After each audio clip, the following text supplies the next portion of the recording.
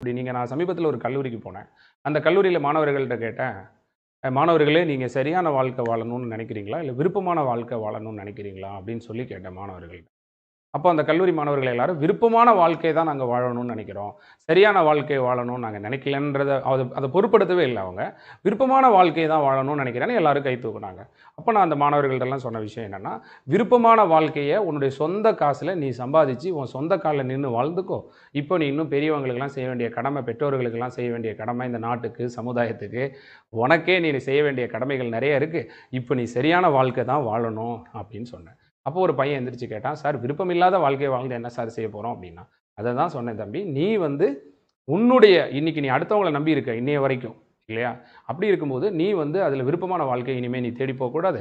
சரியான வாழ்க்கைய நீ தேடுனேன்னா, விருப்பமான வாழ்க்கை தானா நாய் மாரி பின்னாடி வரப்போகுது. நீ ஏன் கவலைப்பட போற? உண்ம அதுதானே.